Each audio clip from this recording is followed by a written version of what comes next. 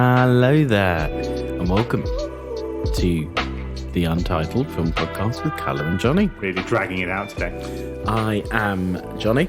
And I am Callum. And welcome, as Dax Shepard would say. Yeah, you seem to like repeating that. I think that's the second or third time you've done the welcome. It's the only thing I like about Dax Shepard's podcast, really. It's a good opening. He's found a good hook, to be fair. Welcome. Yeah. It's quite a hard one because I never know how to end it as well. And then we just end up kind of like doing our own half-assed rip of Smart. We do. Although I've been trying to say it more like see ya, just to try to be casual. but you can't manner being casual. You're either casual or you're not. You can't orchestrate being casual. But I try. I'm trying to practice. I think the problem is if you make it too casual, though, it just sounds like we've had enough now. Bye. I feel that's the issue. Anyway, enough about our how to open and close a podcast. If you have any suggestions for how to do that, why not use the things that people connect with us on? Which we are, have Callum? Several social medias. We have a YouTube channel now, but the main ones, probably the ones where you can send messages to us, post comments on whatever you want. We're on Facebook and on Instagram at Untitled Film Podcast, one word. So if you want to suggest to us how to open and close this, then there's the place to do it. What about Twitter? Well, the thing about that is, no, fuck Twitter. Exactly. Yes, absolutely. Although, apologies, there are issues with YouTube's at the minute, and Acast, our podcasting overlords, seem to have a back-end issue where they're not always uploading. But they do seem to be an episode behind. They are. Yeah, because I wanted to send my mum the Elvis episode. It's not here. Well, yeah.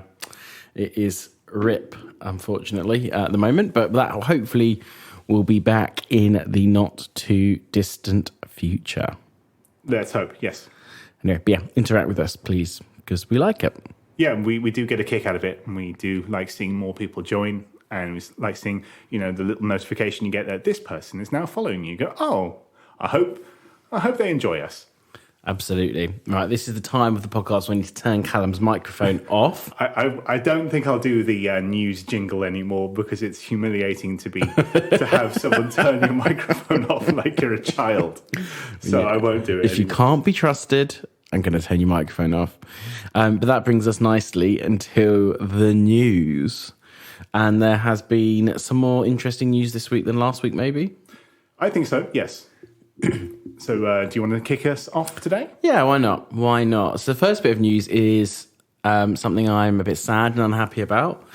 Avenue 5, Armando Iannucci's show with Hugh Laurie on HBO, has been cancelled after 2 seasons. Oh, that's too bad.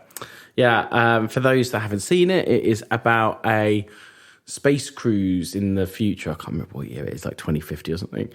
That is run by a kind of like Elon Musky type person, Donald Trumpy type person, who has no taste and is a arsehole. Anyway, and a bit thick. And it all goes horribly, horribly wrong quite quickly. It turns out that everyone is basically, who works on the ship is effectively an actor, and it's all within reason, smoke and mirrors. And it descends into farce. And it was, the first season came out just as kind of COVID was first kicking off. And watching it kind of at that time made me think very much of what was going on in the real world with COVID. It was quite interesting to see this, how certain people were responding poorly to it and how kind of everyone was running around screaming. And there was all these opinions out there. And there's quite a famous airlock scene where that's on YouTube that many people have watched, where some of the characters are have convinced some of the other characters that it's not real, they're not actually in space, it's a game show or something, and that they should go into the airlock and escape the ship. And anyone who knows anything about space knows that's not going to end well. And the first season was a bit patchy, then it was big break because of COVID and COVID production. It was, I think, quite a big production, which is probably another reason it's been cancelled. And the second season came out, and the second season was so much funnier, so much tighter. The things that worked, but the earlier ones worked even better on this one. And I really rated it, really enjoyed it. And I'm quite disappointed. That's too bad. Because it kind of ended on a cliffhanger too.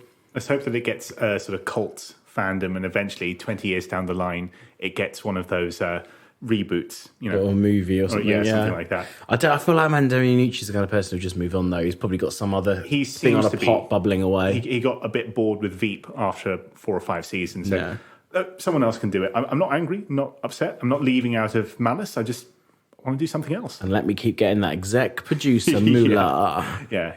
You certainly enjoyed that. Absolutely. Yeah, that's my first piece of news. And how about you? Well, I have a double dose of anime news because I thought topically it would fit with this. So the first, and something I'm very excited about, is that the Spirited Away stage play is coming at the moment only to American cinemas, but hopefully it gets expanded out to other countries, especially England. And I believe that this is the one from the Japanese stage play, so it'll be subtitled. And so that's something that I'm hoping that we get to see soon. If it comes out in America, maybe it'll be ported to a streaming service. There'll certainly be rips of it, I'm sure. Yeah. But it's something that I think would work, very well, because I think they also did one with My Neighbor Totoro. So, it's a big sort of empire that I'd like to see more of here in the Western countries. Interesting enough, I've seen stills from them and it all looks very fantastic. It looks excellent, like the puppeteering and the costumes for the ghosts and the creatures. It looks really elaborate and really in depth. And I think that Spirited Away will suit the stage quite a bit because of its kind of touches on magic and all that kind of spiritualism. I think a stage audience would really go for it. Yeah, absolutely. I'm interested to see how that comes off. But no, it'd be an interesting one for sure. Excellent. Well, on to my second piece of news this week. Something I'm just fairly shocked about, really. The Flash is coming out and getting a trailer before the Super Bowl. I saw that. It's coming out tomorrow, the trailer. It is. It's the At time Super of Bowl recording. Tomorrow. Yeah. You guys have probably already seen it when it's out. Who'd have thought we'd have got here and it's coming out? Like, after it's been on the burner for 2 years, after all of the issues with Ezra, just everything, really. It's just pretty I wonder how much of it had to amazing. do with contracts and stuff. Like, maybe it came down to a case of release it or be sued. Which is what happened with a lot of the Fox films or superhero, like the X-Men adjacent stuff, like New Mutants. It was a case of give this a cinema release or we'll sue you into the earth, or as much as we can do. And, rather than fight and avoid it, it may as well just dump it in cinemas and forget about it almost. But normally most contracts have like a morality clause, which one is assumed has been broken. But I suspect partially it's down to they've spent $250 million on it and they just get something back. Yeah, exactly. But I'm surprised. I kind of expected it just to be dumped on like HBO Max or something, but that was my assumption. It seems to be going. I mean, they're pushing for it. If it's getting a Super Bowl advert, I mean, they cost millions of dollars. So, yeah, the surprising one. Maybe it's really good. It's possible. I quite like the Flash. I think he's a good character. I quite like Ezra playing him. The Flash is certainly the best part of the very boring Justice League movies. Absolutely. So they might just be they're sitting on it going, oh my God, this is so good. Why has our talent gone bad? And globetrotting the world, attacking people. But no, it's here, it's coming, and let's hope it's good. Yeah, let's hope so. It could be. I think it has the potential to be with an interesting kind of time-jumping narrative. Yeah. It's always good. Like that Jean-Claude Van Damme movie where he's a time cop. Love Time Cop. I was going to say, where he's the time cop. Wait a minute, what's that film called? Time Cop. Oh, bloody hell. What's the film with the big boat? The boat's called Titanic. I think Side Avatar. Adventure. Avatar, I think. Okay. Yeah. Okay. Anyway, and what is your final piece of news? My second bit of news, it does go back a little bit because I wanted to find 2 bits of anime news for this anime episode.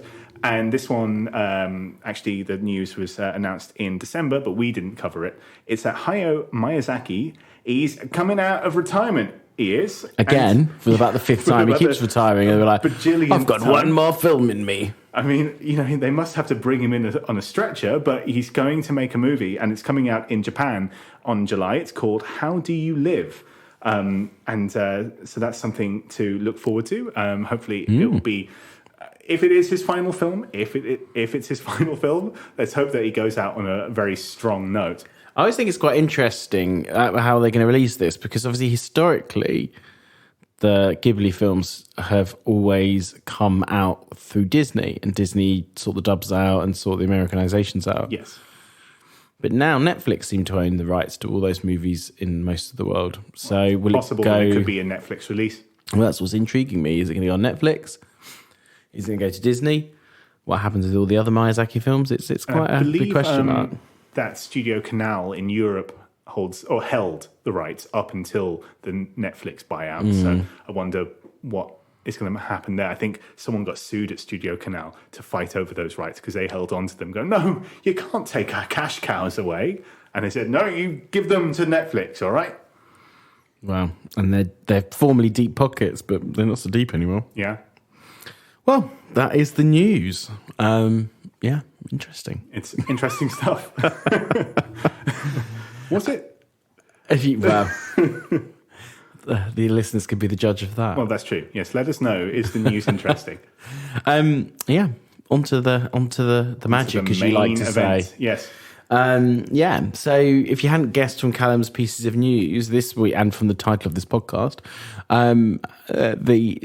what we're doing this week is anime, but not just any anime series. Yeah, we've got two corkers. Well, one corker and one not so corker.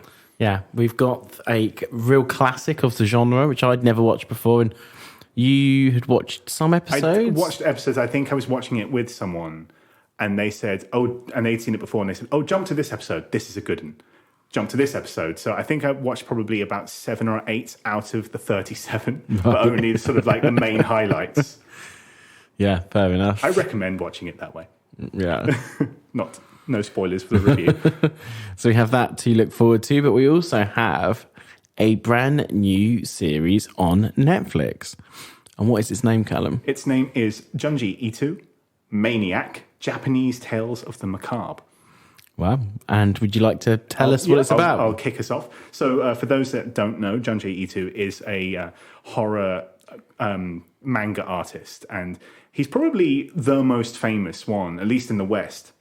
Every so often, usually around Halloween, stills and panels from his graphic novels from the manga, they come out online because they are so creepy, and they have that really delicate, inky, black and white art style. And he's been known as someone who has been influenced by Salvador Dali, H.P. Lovecraft, Guillermo del Toro, to make these very creepy images.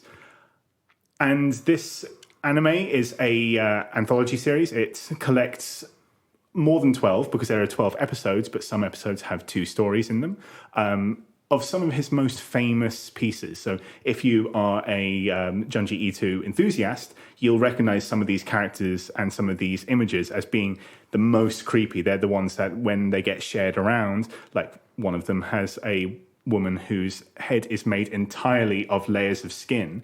That's one of the ones that, like, around Halloween, you'll see that, nerds will post that image around, or the floating head balloons. So this collects several of his most famous stories and puts them into anime form, into an anthology series. I think there's around about 20 stories over 12 episodes. And there's not much more to say about that because they are so individual. So, Johnny, before I let you know what I think was so flawed about it, not to give too much away, I want you to go first because there is something that bothers me about this, but I wanted you to kind of say what you wanted to say first. Okay. Yeah, it's okay. It has its moments. There are some, as often with anthology series, some good episodes, some pretty boring episodes. Visually, the artwork is interesting, which I suppose makes sense coming from such a prolific manga artist.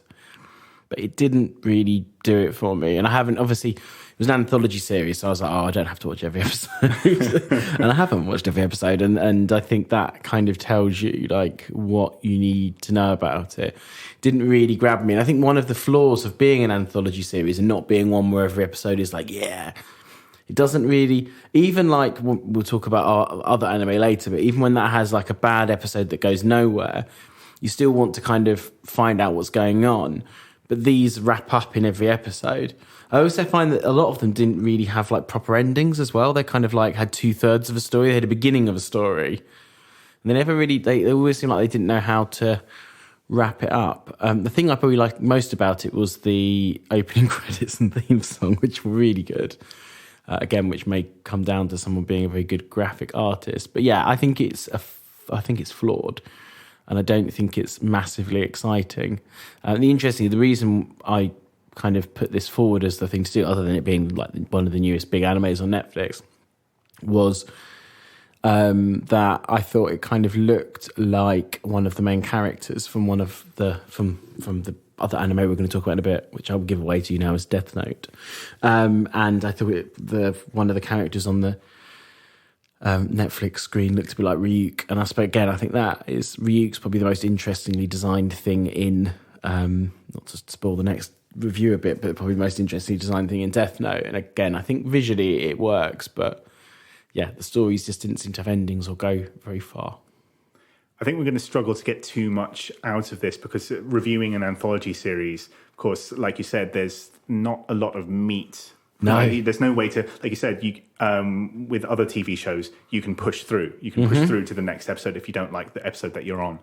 And yeah, that is a problem. And you said that they don't have proper endings. I think that is the big problem. Well, one of two big problems that I have is that narratively, and I think this is probably true about the manga as well, because you don't really read horror manga mini stories for the stories. You read them because the art, like I said, it's cool. The art that gets shared around. It's the individual images. The girl with the head who, like an onion, has so many layers, or the balloons that have nooses on the end of them, which are shaped like the heads of the people they're chasing and become their victims. Like, it's those still images that like really stay with you. The stories don't. The stories are written. Do you remember creepypastas? Yeah, 100%. It's very creepypasta, and which are nonsense stories, and like they don't make any narrative sense because they're made just to kind of scare 14-year-olds. So it's very much. We were talking about M. Night Shyamalan not so long ago, who has reinvented himself as someone who makes high concept thrillers for not much money, and as a marketing gimmick, that's a really good thing. But as a narrative gimmick, often the shortfall is that they just seem to come out like episodes of Tales to a Maze or The Twilight Zone. It's like, and they were walking down the streets, they were a lovely couple, and oh no, there's a ghost there. What if there was a beach? But in that beach, it made you old. It's like none of these stories really have any meat to them. All the characters are dishwater dull. All the scenarios they get into are seemingly random. There doesn't seem to be a lot of connective tissue there. And while the art is good, it's fine. The real joy about reading a Junji Ito manga, I would imagine, is that inky black and white art. It's so delicate and so intricate. This, they recreate it fine, but it's like with the sequels to the Blair Witch Project, which were no longer filmed on kind of grotty, shaky cam, DV cams, and there were suddenly high production things. It's like, well, you've completely missed the point. Nobody's watching the Blair Witch Project for the deep story. They're watching it because of the grotty DV cam. So what you're missing is the thing that really makes it special. I tried to search for meaning in these stories, and the only one I could find, and I think this might just be me reaching, is that there are several stories about people's homes being invaded by kind of something quite maleficent, something quite nasty. So peaceful people in their home, and suddenly there's an annoying kid brother who tries to, and that becomes nasty. Or there's a ghost, or there's a tenant, and that tenant has kind of messed everything up, and then the horror manifests from there. So maybe that's a comment on privacy, and maybe that's something that's quite true in Eastern cultures about my home is sacred, don't invade. But it only happened enough times across the series that I wasn't sure if maybe this isn't, maybe I'm just reaching for meaning in a show that is just, what if there was a beach but it made you old, but we're in Japan and there's heads and stuff. I kind of thought it actually more the thing that I kind of got from it, and I think it's not necessarily just a Japanese thing. You definitely see it in like Are You Afraid of the Dark and things like that more. Obviously, this is, I would say, aimed at adolescents. It's probably a bit too old for it. A bit going back to the creepypasta, something that scares 14-year-olds. And something you get in a lot of that is almost like, listen to your parents. Your parents are always right. And then they're not always, not always in real life either, but they're not always in this, they're not always in these shows. But there was quite a few that was about like listening to that or telling the truth or doing that. So I thought, if anything, they were kind of a bit fably at times. But I didn't... moralising. Yeah, as opposed to something that had like a real deep meaning. I didn't really... There was maybe a couple that were a little bit like... Don't be, what's the word? Don't be like shallow, I suppose, and things. But for the most part, it just felt like Callum. Hey, wait a minute. That was Johnny, that was. It just felt like kind of basic, kind of basic morals. And that was kind of what when I was watching it, I was thinking, well, I almost felt like this is meant to be the Japanese Are You Afraid of the Dark or the Japanese Goosebumps. And I didn't think the stories were anywhere near as good or as poignant. Yeah, the artwork was good. The acting was probably better than Goosebumps. But I just didn't think for what it wanted to be. I think, like you say, the stories are poor. And that is the big issue. And I also think the fact we're trying to like grasp at straws for like morals or meaning in it just shows there probably wasn't much. It's almost quite vapid, and again that probably works as a manga, but I don't think it works in the case of this very well. Yeah, I think so, because I think on if you're commuting and you're reading something, you're on a bus and maybe it's near Halloween, you're just skipping through the stories, go, ooh, the creepy heads coming to get them, and when they're drawn so beautifully, that's what stays with you. The stories are complete hokum, and I even found myself struggling to kind of stick with it because it just felt like it did feel just random at times. And like again, going back to someone like M. Night Shyamalan, at least you can feel M. Night Shyamalan's specific weirdness when he directs a film. He has a very specific touch. And even when you're laughing at the poor dialogue or, whatever it might be that's making it not one of his winners, at least you can feel a human behind this. Mm-hmm. Anything of Junji Ito as an auteur, I just didn't feel him here. These could have been stories written by anyone, and that was the most disappointing thing. Is that there was nothing here of like, even if I didn't like it, an individual weirdness, an individual's touch. And I suppose that's the case when you hand your work over to someone else to adapt. It's not necessarily going to stay that it's has the touch of a filmmaker or an auteur or an author. And I think that's probably the most disappointing thing, is that it was just missing. It was just steely and cold and distant, and it almost felt. I almost gave up a few times. If I hadn't been watching it for this, I probably would have stopped around episode 2 or 3.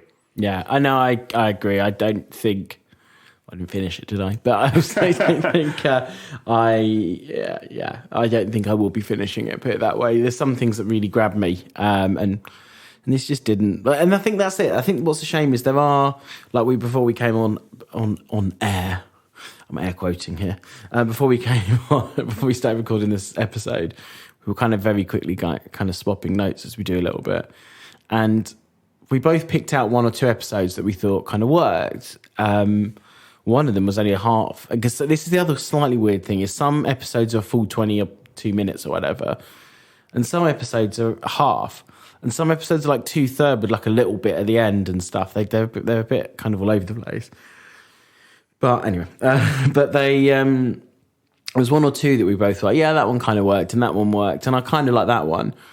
But for every one like that, there's probably 2 stories that didn't work. And because of that, it's just the hit rate's not high enough. It might be one of those things where it's worth going and having a look online for which episodes were highly rated and watching those 3 or 4, but it's just not worth watching all 12. It's not.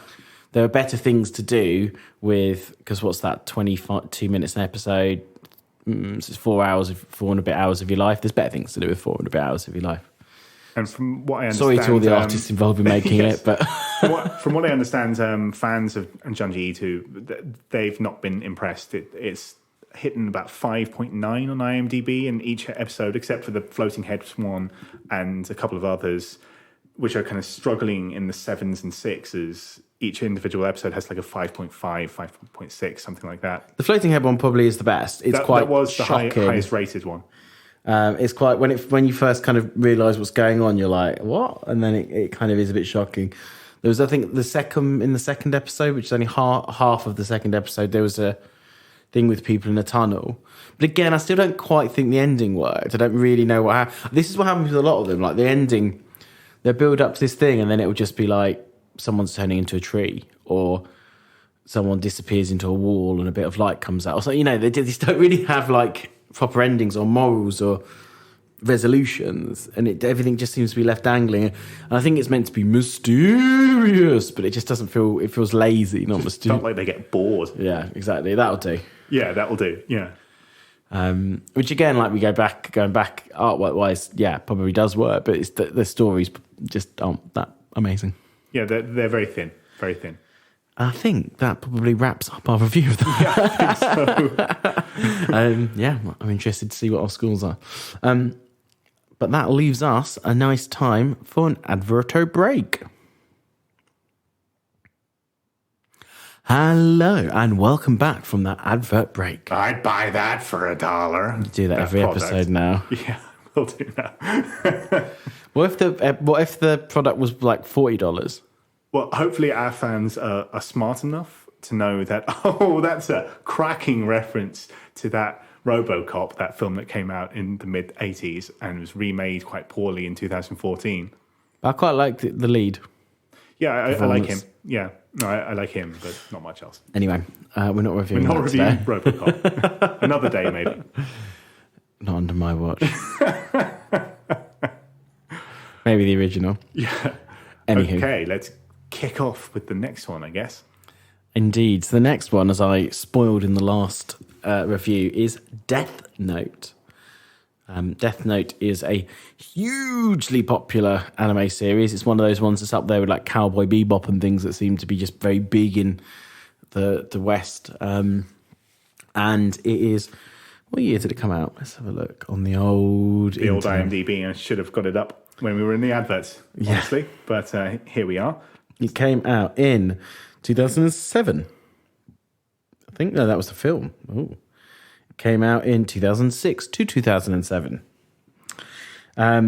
It's 2 series long, 2 kind of lopsided series. The first series is like 25 episodes. And the next series is 12 episodes, or 24 and 13. Something we'll come to in our review, I'm sure. It is about Light Yagami. Light Yagami finds on the floor one day a notebook, which he starts to read and be like, what's this? What's going on? And there's some rules written inside it. And those rules, the most basic one states, every name that you write in here will die within 45 seconds. If you write the name in there, they just die of a heart attack. If you write the name and how they die next to it, they will die in said way. As a curious, smart young whippersnapper, Light Yagami decides to test it out and soon realizes that it actually works.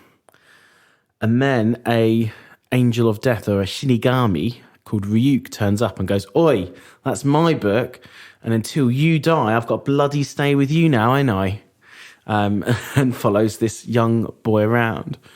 But he decides that he is going to be like secret judge of the earth, basically, and decides to kill all the bad people in the world, and starts writing their names in there, starts watching the news for people that have committed horrible crimes and putting their names in there. And pretty soon the police start to go, hang on, why has half of the prison population died of a heart attack in the last 2 weeks? And suss out that something is amiss. So international, I think spy's the wrong word, international cop of mystery, someone named L, comes on the scene, and he's supposed to be the greatest detective of all time, even better than Daniel Craig in whatever that film was, Glass Onion and Knives Out. And he comes on the case to work out who Light Yagami is. And very soon, through tricks of the being a detective, he susses out that Light is in Japan and works out that he's in a very specific area of Japan and starts to hone in on Light Yagami. And that is about the first 2 episodes. What did you think? Well, if we were describing the full plot, this would be a 4-hour podcast. Well, true.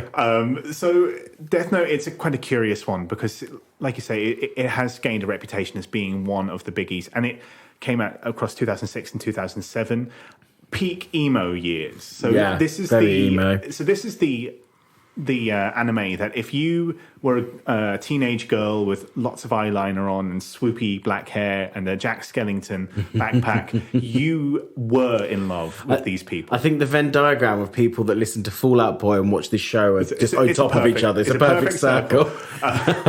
And how much you like this show now in 2023, your mileage will vary on your nostalgia for some of those things. I'm afraid to say that I don't have a nostalgia. I was never an emo, although we have emo-adjacent friends. Dog Brain Video. Yeah, Dog Brain Video. If you haven't seen this, Dog Brain, this is the anime for you. I also tried to get Eddie Murray to watch it because I think it's some history as well. Yeah, I think he'll like that. And so your mileage will vary based on that. Because my nostalgia for that is slim, I couldn't really watch it on that sort of way. So its nostalgic hold didn't really have much over me. So I had to kind of just rely on the fact: is it a good story? Is it interesting? And it is interesting to a point.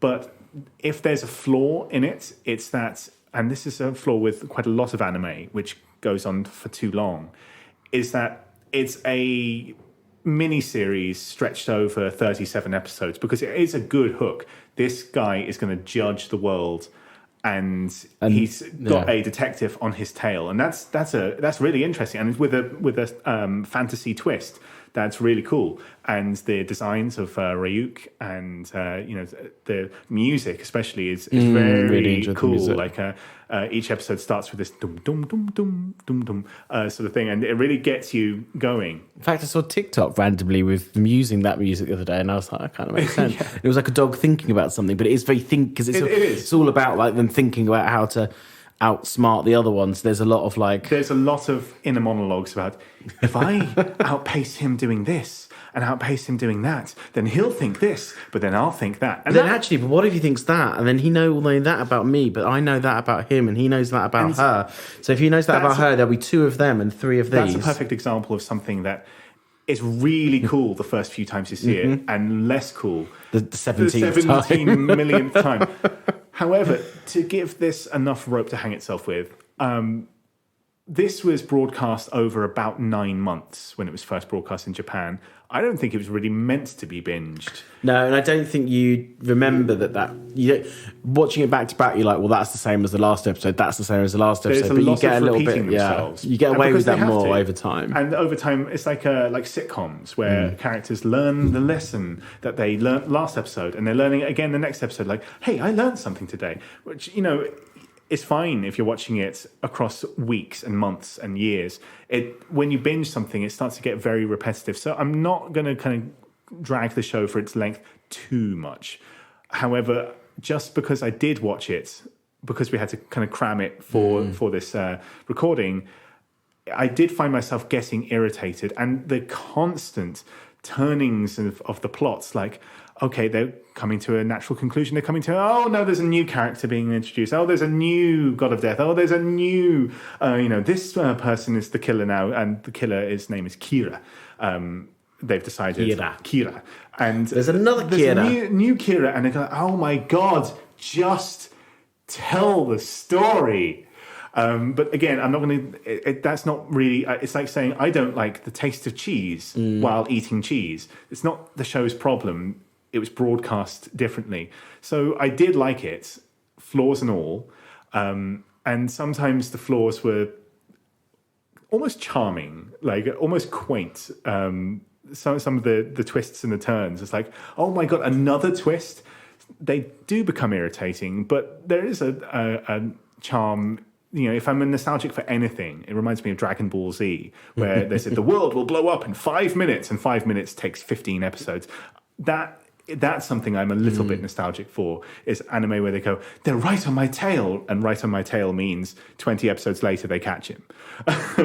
So that's a slight nostalgic thing. Even though I was getting tired of cramming 10 episodes, I was thinking, this reminds me of when I used to stay up late at night watching anime. So that had some charm to it. And Johnny, what did you think? So the first 10 to 15 episodes, I can't remember exactly the turning point, I really, really enjoyed. I really got into. It hadn't started to repeat itself too much. It started to put together a good story. There was some good twists and turns. And then it was almost like they had, at a certain point of production, they realised who was watching the show, that it was, that kind of emo audience. And may probably realised that actually it was starting to gain traction in the US as well as Japan. So they saw dollar signs, and they suddenly changed it all up. And they were like, cute anime girl, change the theme song, add in a load more characters. We also need to try and drag this out for another 15, 20 episodes because we've got some money to make here. And it just suddenly nosedived to me. And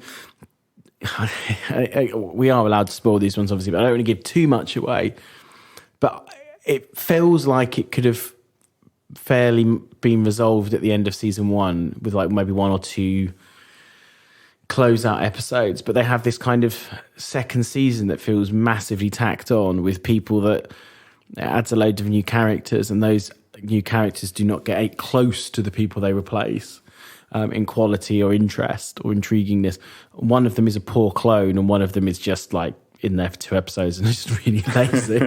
And I think that's the problem. And while I agree with you, it's like having a go at water for being wet. Like anime, it is a problem sometimes with anime that there are so many episodes and they don't necessarily focus on quality after a point. It started off with such good gusto, such a good concept, and some really great story points. And I was kind of disappointed. I wouldn't say I struggled to finish it, because again, this is what I was saying earlier about where this is a bit different from an anthology series. And I did still want to see what happened. I didn't leave completely all interest in what happens, but I definitely, like the first 10, 15 episodes, felt myself very intently watching it. And then as it started to get a bit repetitive and repeat itself, and they added more characters in which I didn't care about anywhere near as much, I kind of found myself like having it on in the background more while I'm cooking dinner or stuff, which I wouldn't have done actually when I was watching the first 10, 15 episodes and was really into it. And so taking all of the other stuff out, that's where I think it's a show of 2 halves, and I think the second half was a struggle, whereas the first half was excellent and really enjoyable. But I think it's funny at times. I think it's well written. I enjoyed the voice cast a lot. We both listened to the dub. Sorry, guys, purists out there, but I have things to do while I'm doing some of these things, especially if it's 37 episodes long and repetitive. And the artwork's great. I really love the design of Ryuk in particular, but a lot of the Shishigumis are interesting. I mean, the people are just pretty standard anime people. But Anime with the choppy black hair. Yeah, exactly. But the kind of the Shishigami's are, very interesting. Like you said, I really enjoyed the soundtrack. I enjoy how that works with the show. And when it is good, it's one of the best animes I've seen. And the first few episodes, I was thinking, whoa, and there are some episodes that are just flat out amazing. Yeah, there are. You can never quite quit the show. And just to give you a little insider baseball, because my brother Rory, hello Rory if you're listening, he's a big anime fan, so he knows about the sort of background of this. So again, to bring it back to Dragon Ball Z, during the writing of the manga of Dragon Ball Z, the artist or the writer created a villain, and the publishers went, oh no, an old man is a villain? Nah, change it. Okay, we'll write out the old man and bring in these 2 teenage villains. Teenagers, kids as villains? Nah, write it out. Okay, I've created this scary monster. Ooh, he's creepy. Oh, he looks ugly. Change it. Okay, the scary monster evolves into a different form, which is more handsome. Yeah, it's all right. Change it. Okay, this is his final form. Yeah, now you got it. So they'll go through 8 villains. So There's lots of anime that do this, where it suddenly seems like at a 2/3 point to introduce a main character who we're all of a sudden supposed to care about. So I don't know exactly what happened in the production of Death Note, but I wouldn't be surprised if someone said, L is tracking really well with teenage girls, but we didn't want him to track well with teenage girls. We don't like this whole homoerotic thing. Kill him off. Get someone else in. Okay, I've killed him off. I brought in a new detective. Oh, yeah, you brought in him. I don't like him. The scar on his face. Bring in someone else. Okay, brought in this other one. He's a kid with white hair. Yeah, now you got it. Now that's the money. Let's end on that one. So I think I wouldn't be surprised. I wouldn't be shocked if behind the scenes somewhere they wanted to wrap it up and they said, nah, can't wrap it up here. Wrap it up there. I definitely, and again, I don't want to give too much away like Callum just did. But when they brought in a female character about halfway through season 1, I would be shocked if that was not because they were like, too many blokes in this, change it. Yeah, okay, we've added this girl, she's obsessed with light. Yeah, that's the money. Let's make her a main character. Yeah, exactly. And I think, there was a few things like that. And I think they were like, oh, people like the Shishigumis. We're selling a lot of Shishigumi toys because obviously that's a big thing Only in Japan one, as well. Change it. Yeah, all three. Right. We'll have 3. We've added another one. No, I don't like that one. He's got flappy arms. He's whiny. Get rid of him. All right. Yeah, it's weird because there's this I don't think does give too much away. There ends up being over the series 3 main Shishigumi, 1 main Shishigumi, 1 who's kind of has an important plot line, and 1 who just turns up for 2 episodes and then gets ceremoniously just disappears. But that is some insider baseball for how manga and anime works. Is that there's very much a culture of someone breathing down your neck with a big stick going, no, I don't like that. Which isn't that different. Particularly, it's maybe changed a little bit more now, but isn't really that different to kind of like network TV in the States where, they're writing it and filming it as they're releasing it. And for those who don't know the difference with, I'm sure most of you do, listens to a film podcast / TV podcast, but with British TV, you tend to get 6 episodes. It tends to be filmed all at once before release and then gets released. Whereas American shows tend to have a writing room. They tend to have a couple of shows recorded before they start the season, and then they pretty much film as it goes along. And especially with sitcoms, you used to get it. He's good. Leave him in. Oh no, we need a new neighbour character. No, we need a love interest. We need to get those 2 together. That's what the focus groups are saying. And they tend to. And I think anime is kind of like almost a kind of more extreme version of that at times. So yeah, I think unfortunately that kind of adds the flaws in. But I still think it's one of the. And I've always found with anime, and I like anime, and I prefer anime movies and TV shows. I haven't watched too many anime TV shows, but they often start with a good concept and lose steam pretty quickly. And this certainly is nowhere near the worst. And overall, I still think it's a worthwhile watch of a show. Oh, absolutely. I think because it's become one of the major texts for a reason. It's a very important work. I mean, whatever you think about its flaws, it's earned its stripes for the reasons that a lot of the reasons that we mentioned. It came around just at the right time for a certain zeitgeist, and to chase a zeitgeist is not so easy. I mean, if it was, film executives and TV executives would be making hit shows all the time. There would be no flops. There would be no shows that get cancelled after 1 season. But this doesn't seem to have any malice towards its audience, which is sometimes the case with shows that chase a zeitgeist and go after the emo crowd. Like, let's just put it in a Fall Out Boy track, throw in a girl with eyeliner, yeah, got your money. And this has no cynicism towards its audience. I haven't watched it, but it seems what probably happened with the Netflix American remake film. Yeah. From what I understand, yes. It looks pretty emo. Yeah, but it looks pretty like, all right, stick in a track with a guy screaming and flashing his guitar, not very well, I might add. Add in a floppy-haired boy, yeah, put some eyeliner on him, right, dosh. Although a surprisingly interesting cast, Wasted. Yeah, like Shea Wingham and Willem Dafoe. Exactly. And Alex Wolff. Yeah. Anyway, no, I think, it's like you say, it's a reason it earned its stripes, but it is still flawed. So if you go in thinking, like I did, this is going to be a masterpiece from start to finish, you're going to be a bit disappointed. But there are, for me, and this is some anime fans will look at me in disgust. But like Cowboy Bebop, I don't think of any. There's a bad episode, and it still kind of feeds into an overarching storyline. Although it can still be watched most episodes individually without needing to watch it. Whereas this only feeds into an overarching storyline.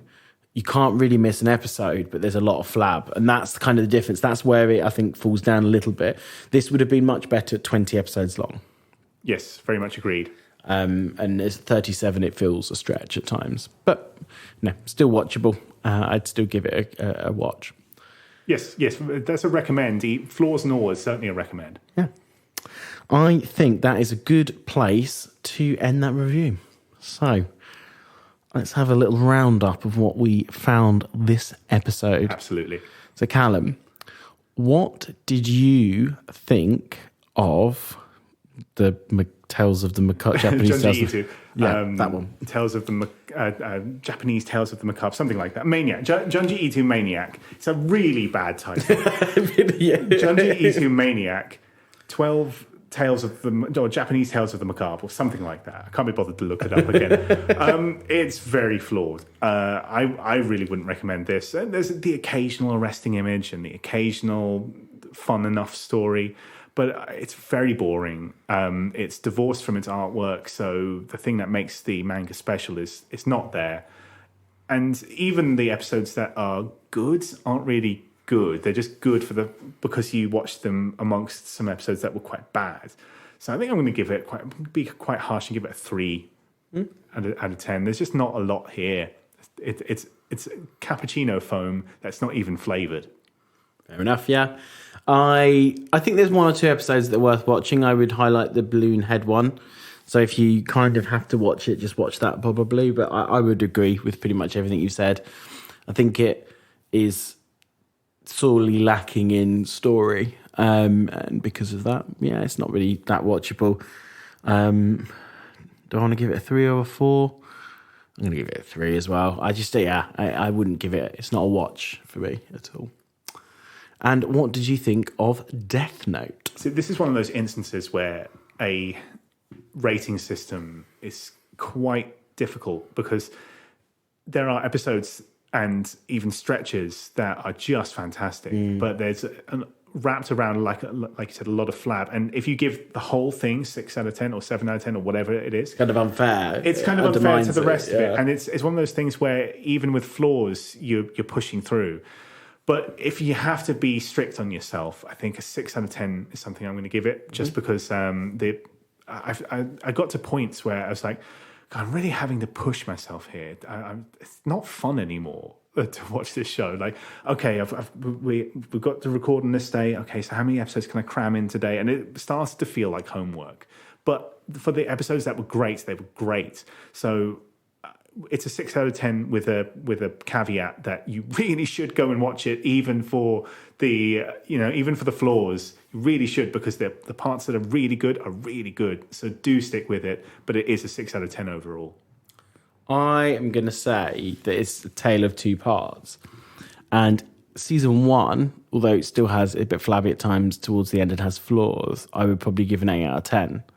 There's individual episodes that were 10 out of 10 in that. Yes. But I would give season 1 an 8 out of 10. I'd probably give season 2 a 6 out of 10. And I could obviously you don't find out what happens to Light at the end. But I would almost say you could just watch season 1 and season 2 feels almost so tacked on. You could get, there is a satisfying ending almost at the end of 1. Yeah. There is. You might get to the end of that and think, I just want to find out what happens. But I think you could wrap it up at the end of season 1 and not have many major issues with that. So I probably would give the whole thing an overall rating of a 7. But I would probably say watch season 1. If you really gel with it, then maybe watch season 2. But I don't feel like season 2 is a must watch. Whereas I think season 1, if you have any interest in anime TV series, I think you have to. I think if you can't say you like anime TV series without having seen season 1 of Death Note. Yeah, I think absolutely. If you grew up with black eyeliner smudges and a poster of Jared Leto before he turned weird on your wall from 30 Seconds to Mars, and the Fallout Boys on your wall, then you are gonna really like this, but I'm preaching to the converted because I know you've already seen it. Wow. Talk Brown Videos, I don't know if he has. Yeah, that's so weird. You know, he's Mr. My Chemical Romance, and he hasn't seen Death Note. It's like he's missing the one sacred text. I know. Maybe we'll have to get him to watch it and then do a review for us. We might, yeah, that would be good. Like maybe even just like a quick, 30-second thing. Yeah, we'll have to speak to him. Badger him. Anyway, on that note, so we have given Death Note a 6.5 between us, although with a very heavily caveated. Yes. And we have given the other one 3, whatever it's called. Stupidly long name. I've already forgotten. Junji Ito Maniac. We'll never watch it ever again. Japanese Tales of the Macabre, I think. Yeah. But I'm not going to look it up again. And this is us completing another one of the things we said we were going to do on our New Year's episode. So well done to us. Tick. So yeah, hope you all enjoyed that episode. Please like, share and subscribe. Tell your friends about us. And bye for this week. And let's see how casually I can say later. Boo.